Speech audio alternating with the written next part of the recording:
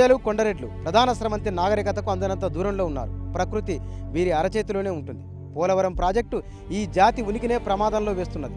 ఆదిమ సమాజపు వారసత్వానికి పునాదిరాళ్ళు కోయలు కొండరెడ్లు. ఇవాళ వారి జీవితం ఒక ప్రశ్నార్థకమైంది. పచ్చని అడవుల నడుమ కొండలు కోనలు కోయలతో కూడిన ప్రకృతి ప్రపంచం తప్ప మరో చోటు తెలియని అమాయక గిరిజనులు వాళ్ళు.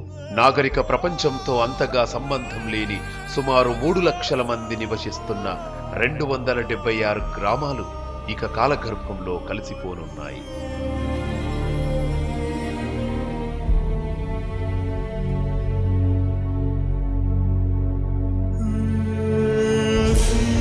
పోలవరం ప్రాజెక్టు పేరుతో గోదావరి తల్లి ఒడిలో కలిసిపోనున్నాయి. దీంతో అడవిని వదిలి బయటికొచ్చి బతకలేక ఈ ముంపు గ్రామాల ప్రజల పరిస్థితి అగమ్య గోచరంగా తయారైంది. ఏ దిక్కుకు పోవాలో, ఏం చేసి బతకాలో ఈ ప్రాంత గిరిజనులకు చెప్పే నాథుడు కరువయ్యాడు.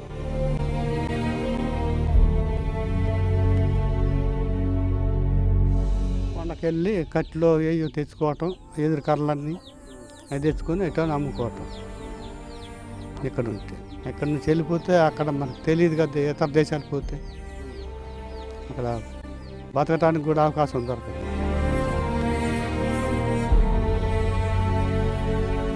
పోలవరం ముంపు గ్రామాల్లో అధికంగా కోయలు కొండరెడ్లు నాయక్పోడులు నివసిస్తున్నారు.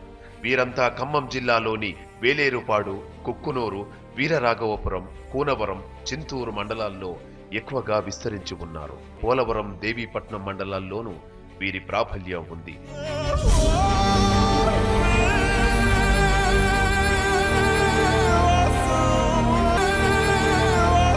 గిరిజన ప్రజలున్న ప్రాంతాలతో పాటు వారికి సంక్రమించే హక్కులు కూడా స్పష్టంగా ఉన్నాయి. రాజ్యాంగం 46వ ఆర్టికల్ కూడా షెడ్యూల్ జాతులు, తెగలు, వెనుకబడిన వర్గాలకు అన్ని రకాల దోపిడీల నుంచి రక్షణ లభించాలని స్పష్టం చేస్తుంది.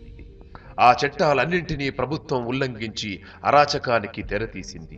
వీటికి తోడు 1998 పీసా చట్టం, షెడ్యూల్ తెగల కమిషన్, గిరిజన వ్యవహారాల శాఖ ఉన్న పోలవరం ముంపు బాధిత గిరిజనులకు ఎలాంటి ప్రయోజనం లేకుండా పోతుంది. వారం కడితే మాకు ఇబ్బంది అవుతుంది. మేము సిటీకి పోయి బతకాలంటే చాలా ఇబ్బంది అవుతుంది. ఇక్కడే అడవిలో కొట్టుకుంటాం, మేము కొండ జోడ వేసుకుంటాం, అన్నీ వేసుకుంటాం. ఇబ్బంది అవుతుంది సార్. పోయి బతకాలంటే చాలా ఇబ్బంది అవుతుంది సార్. ఇక్కడ గోదావరి ఉంది, ఇక్కడ వెతికేటోళ్ళం అటు పోయి బతకాలంటే చాలా ఇబ్బంది అవుతుంది సార్. గిరిజనులకు జరుగుతున్న అన్యాయం ఇప్పటి కథ కాదు.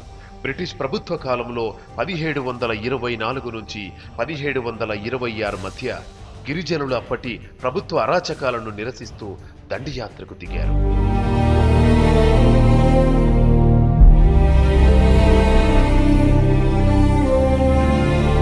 1967లో ఏపీ అటవీ హక్కుల చట్టం రూపొందించిన ఇప్పటి వరకు సక్రమంగా అమలైన దాఖలాలు లేవు.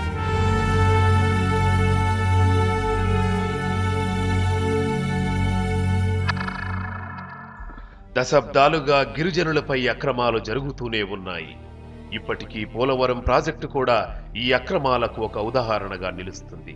ఈ ప్రాజెక్టు కింద ముంపునకు గురవుతున్న ప్రాంతాల్లో 90% ఆదివాసీలే నివసిస్తున్నారు. ఇంకోవైపు ఐక్యరాజ్య సమితి లెక్కల ప్రకారం అతి తొందరగా అంతరించే గిరిజన జాతుల్లో కొండరెడ్లు కూడా ఉన్నారు. ఇటీవల యూనిసెఫ్ విడుదల చేసిన నివేదిక ప్రకారం సౌత్ ఆఫ్రికాలో కేవలం 400 మంది మాత్రమే ఉన్న ఓ ఆదిమ జాతి అతి త్వరలో అంతరించనుంది.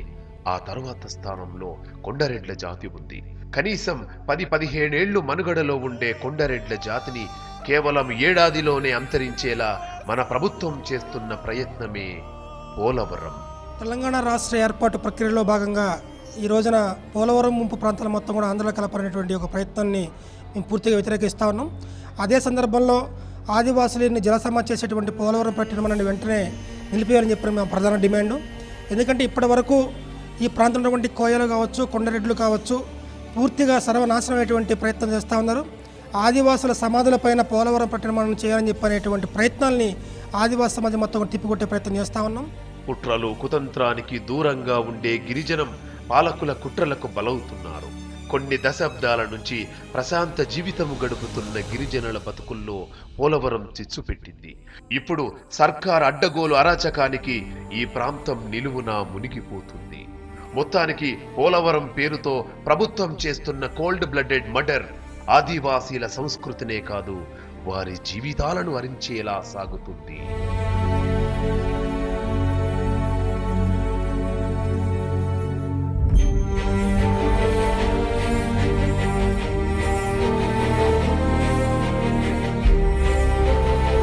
ప్రేమకు, ధైర్యానికి, ఆవేశానికి, ఆదరణకు ప్రతీకలు ఈ అడవి బిడ్డలు. ఇప్పుడు అడవి ఉండనీయడం లేదు, నగరము రానియడం లేదు. ఏలుతున్న ప్రభుత్వాలు, ఆధునిక సమాజం వీరికి ఇస్తున్న అభయమేమిటి? ఇప్పుడు తేలాల్సి ఉన్నది. కెమెరామెన్ కిరణ్తో బుచ్చన్న, V6 న్యూస్, పాపికొండల నుంచి.